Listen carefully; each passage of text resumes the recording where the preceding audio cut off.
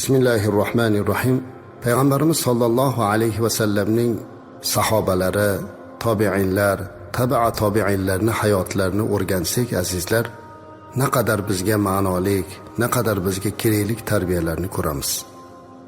Rasulimiz alayhisolatu vasallamning buyuk sahobalaridan, u zotning xodimlaridan biri bo'lgan Anas ibn Malik radhiyallohu anhu, Xolid ibn Valid Kufaning g'arbidan olib kelgan bir qancha asirlar ichidan o'ziga bir asir tanlab oldi, bir qul tanlab oldi.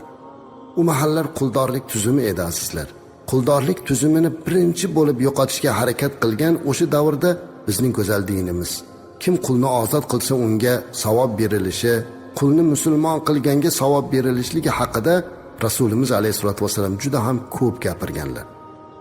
Anas ibn Malik radhiyallohu anhu mana shunday bir xizmatkor oldilar. Yigitni tarbiya qildi, u islom dinini qabul qildi, iymonga keldi. Shu darajada iymoni baquvvat bo'lib ketdiki, Anas ibn Malik radhiyallohu anhu bilasizlar, u zot payg'ambarimiz alayhisolatu vasallamning xizmatlarida 10 yil bo'lgan zot, uylarida tarbiya bo'ldi, uning uchun qalbiga nur kirdi, islom nuri kirdi. Shu qadar bo'lib ketdiki, kunlardan bir kun Anas ibn Malik radhiyallohu anhu qarasa, Sirin kechqurunda yig'lab namoz o'qiyotgan ekan. Oldiga kelib, "Nima qilyapsan?" dedi.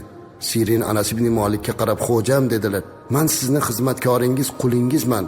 Men kunimni 2 qismga bo'lib oldim. Kunduzi sizga xizmat qilaman, kechasi esa bandaligimni bajo qilay deb ibodat qilib chiqaman," dedi. Anas ibn Malik unga qarar ekan, "Subhanalloh, sen mening xo'jamning quli bo'lib qolsan," dedi. Ya'ni Allohga mendan ko'ra ko'proq qul bo'libsan, men xo'jamni qulini qul qilib ishlata olmayman, sen ozodsan, dedi. Sirin juda mohir bir hunarni egallagan edi. Ba'zilar uni temirchi yoki bo'lmasa miskar desa, ba'zi tarixchilar uni qozon quyuvchi ham debdilar. Mana shunaqa kasbni egallagan Sirin yangi musulmon bo'lgan, dinda har bir jabhalarini o'rganar, buyuk sahoba Anas ibn Malikdek zotdan va boshqa sahobalardan dinda ta'limini olardi. Hunari yaxshi, birpasda hammaga tanildi, qo'liga bir qancha sarmoyalar tushdi. Odamlardan so'radi, "Men boy bo'lyapman, badavlat bo'ldim, nima qilish kerak?" Odamlar maslahat berdi, "Ey Sirin, endi o'zingga tinch bo'lib qolding, uylan, oila qur. Chunki payg'ambarimiz alayhisolatu vasallam uylaninglar, ko'payinglar. Men ummatimni ko'p bo'lishdan faxr qilaman degan, qodir bo'lding boqishlikka, uylan," dedilar. Kimga uylanish kerak? Rasulimiz alayhisolatu vasallam dini diyonatligiga uylanishlikni tavsiya qilganlar. Mana shundayga uylan dedilar. Sirin o'ziga jufti halol izlashni boshladi. Tasavvur qiling, kechagina qul edi, ozod bo'ldi.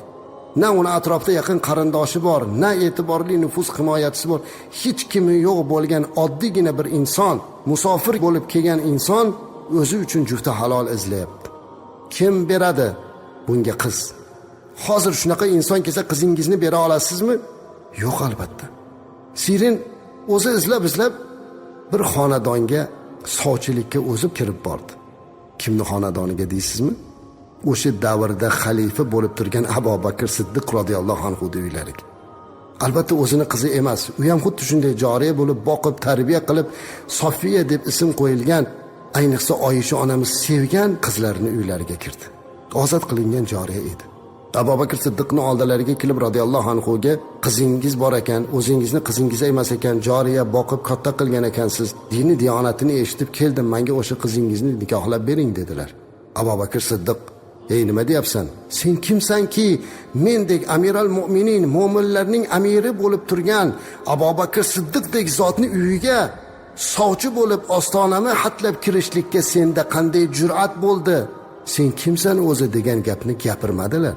Balki unga qarab, "Marhabo, xush kelibsiz, qadamingizga hasanot. Sizdek inson bizni xonadonimizga kelganidan boshimiz osmonga yetdi," dedilar. Qarang, ba'zan ko'cha-ko'yda eshitib qolamiz, ba'zi aka-ukalarimiz kalandimoqlik bilan aytadilarki, "Falonchi meni uyimga qizimni so'rab kelibdi. Juda xafa bo'ldim." Sen kimsan-ku meni uyimga qizimni so'rab kelasan? Nima haqqing bor? Jahlim chiqdi, ayolimga telefon qilib haydavor dedim, ayolini haydavordi. Ey birodar, qizingiz bor ekan, sizni uyingizga kelyapti. Xursand bo'lib kutib oling. Sizni o'ziga munosib ko'rganligi uchun shukr qiling. Siz Abu Bakr Siddiq radhiyallohu anhu dan ziyoda emassiz. Xush kelibsiz deng. sizni yaxshi insonlar qatoriga qo'yibdi. Umr yo'ldosh uchun sizni juftingizdan dunyoga kelgan farzandingizni ixtiyor qilibdi. Bu siz uchun sharaf bo'lish kerak. Kim bo'lishdan qat'iy nazar. Qizi borni uyga shoh va gado kiradi deb bekorga aytmagan. Abu Bakr Siddiq radhiyallohu anhu ammo uzr so'rayman dedi. Qizimni Oysha radhiyallohu anha tarbiya qilgan. Men undan bir so'rab qo'yay dedilar. Xo'p deb Sirin chiqib ketdi. Abu Bakr Siddiq odamlardan so'ray boshladi. Bir Sirin degan bola kelibdi. Tanisizlarmi? Odamlar maqtadilar. U zo'r, u hunarmand, u badavlat, u tijoratchi. Qizingizni bersangiz shundayga berasiz. Lekin Abu Bakr Siddiq radhiyallohu anhu ga hech kim ko'yinidagi javobni bermasdi. Chunki u zot barakat uni na tijoratini, na kasbkorini, balki uni husni xulqini, dinu diyonatini so'rardilar. So'ngra odamlar aytdiki, u Anas ibn Malikning quli edi. Anas ozod qilgan, oldiga boring dedilar. Anas ibn Malik radhiyallohu anhu da oldiga bordilar. Ya Anas dedilar. Sizni uyingizda qul bo'lib kelgan ozod bo'lgan Sirin degan Oysha boqib tarbiya qilgan Sofiyaga sovchi bo'lib kelibdi. Qanaqa yigit? U qiz bizga omonat, munosibiga beraylik dedik. Anas ibn Malik yaxshi yigit, hunarmand, o'ziga tinchlayotdilar, gapini to'xtatdi-da. Ya Anas ibn Malik dedilar. Axbirni an dinihi. Menga uni dinidan gapiring, xulqidan gapiring deydilar.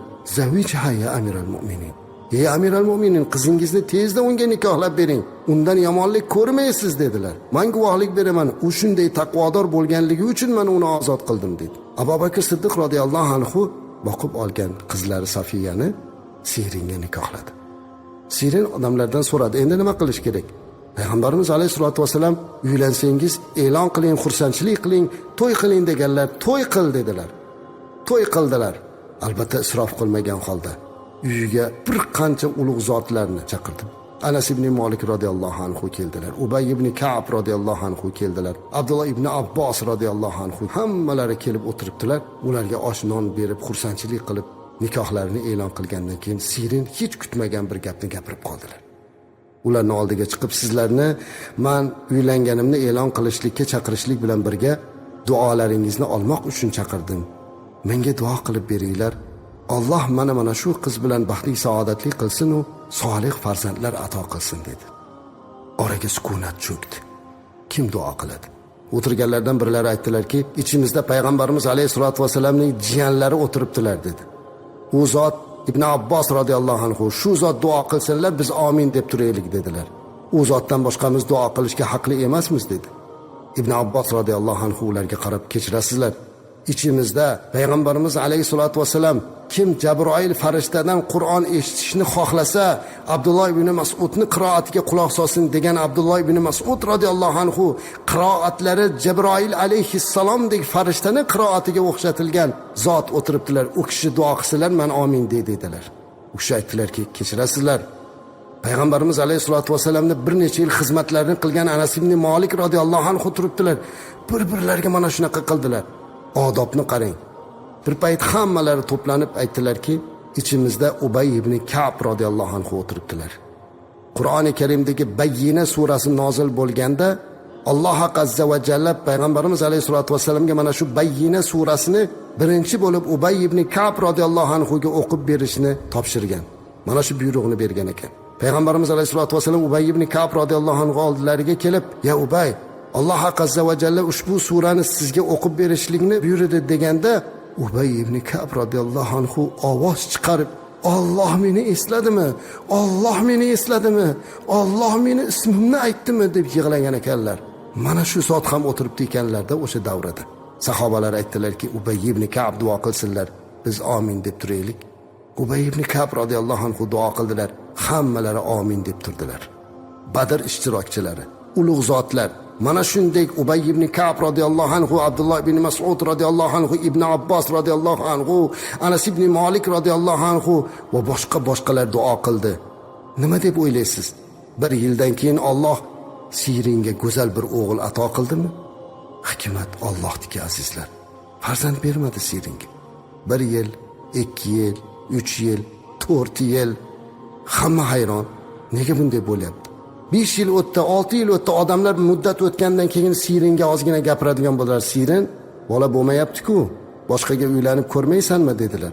Alloh berib qolar dedi Sirin. Allohdan umidim katta dedilar. 8 yil, 10 yil bo'ldi. Farzand yo'q.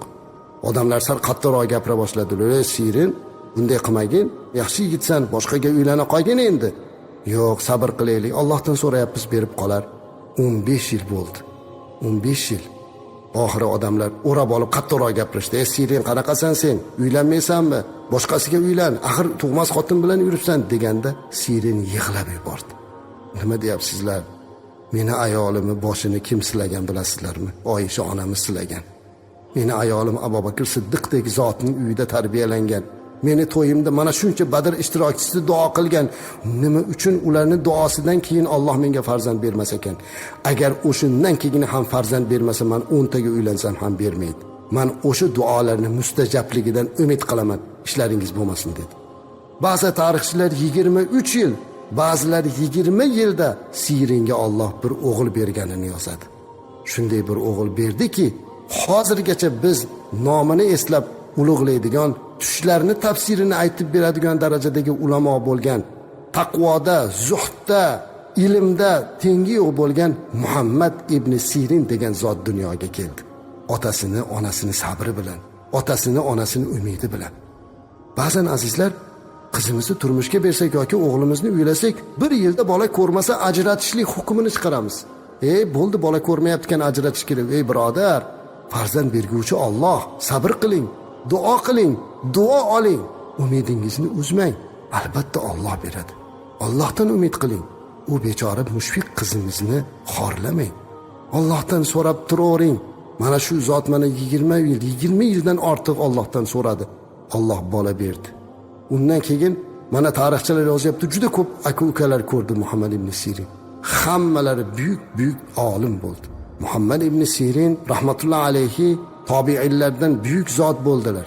Shunday bir zot bo'ldilarki, taqvoda, ilmda chegarasi yo'q bo'ldi. Hattoki bozorga kirsalar zikrda aytib savdodan to'xtab qolar ekan. Kunlardan bir kuni Muhammad ibn Sirin hazratlariga bir odam yog' sotdi. Zaytun yog'i, 40 ming dirhamlik. Qarasalar ichiga sichqon tushib, chirib, yorilib ketibdi. O'ylanib qoldilar, endi nima qildim? Odamlarga sotsam buni haromni sotaman. Qaytarib bersam egasi betaqvolik qilib odamlarga sotib yuborsa nima qilaman? To'kib yubordi. Natijada qarz bo'lib qoldilar, bera olmay qoldilar. Haqdor esa Muhammad ibn Sirinni valiga shikoyat qilib qamatib qo'ydi. Zindonga tushib qoldilar. O'sha joyda o'tirib qoldilar, nima qilishni bilmaydilar, yig'layaptilar. Uzishga harakat qildi, Allohdan so'radi, lekin haqdor haq qamab qo'ydi. Shu payt ulug' zot sahobai kirom Anas ibn Malik radhiyallohu anhu olamdan o'tdilar. Olamdan o'tishlaridan oldin ularga iltimos qilib, meni yuvishimni ham, kafallashini ham, janozamni ham Muhammad ibn Sirin o'qisin dedilar. Shunday deb vasiyat qildilar. Odamlar valini oldiga bo'ldilar. Ahar Anas ibn Malik radhiyallohu anhu buyuk sahoba, payg'ambarimiz alayhisolatu vasallamning eng yaqin sahobalardan 10 yil xizmatida bo'lgan olim zot, vasiyatlarni bajaraylik, bir marta ruxsat bering, kelib janozasini o'qib bersin, yana qaytib qamog'iga borsin dedi. Hammalari oldiga kelib iltimos qildilar. Muhammad ibn Siringa ruxsat berdi. U zot chiqib Anas ibn Malikning janozasini o'zi o'qidilar. Hatto janozani o'qib uyida bola chaqasi bilan ko'rishmasdan yana to'g'ri zindonga qaytib keldi. Zindonda xizmat qilib turgan askarlar, "Nega bunday qildingiz? Nega oilangiz bilan ko'rishmadingiz?" deganda, "Vali menga faqat janoza o'qishlikka ruxsat berdi" dedilar. O'sha joyda turgan askarlar buni nima uchun qamalganini eshitib, "Axir siz taqvo yuzasidan shunday bo'pti ekan, sizga kechqurun oilangizga borishga ruxsat beramiz. Borib oilangiz bilan yotib, ertaman zindonga qaytib keling. Hech kimga aytmaymiz" dedilar soqchilar. Unda Muhammad ibn Sirin ularga qarab, "Bunday qila olmayman." Nega? Chunki vali sizni rahbaringizni topshirig'ini buzib, xiyonat qilishingizga men sherik bo'la olmayman degan ekanlar. Mana shunday taqvodor zot ota-onasining taqvosi bilan, sabri bilan dunyoga kelgan ekan. Kim duo olsa azizlar, duoning mustajabligidan umid qilsin. Oila qurganlar farzand ko'rishlikdan umid qilsin-da va barcha farzand kutib turganlarga Muhammad ibn Sirindek go'zal taqvoli farzandlarni Alloh ato qilsin.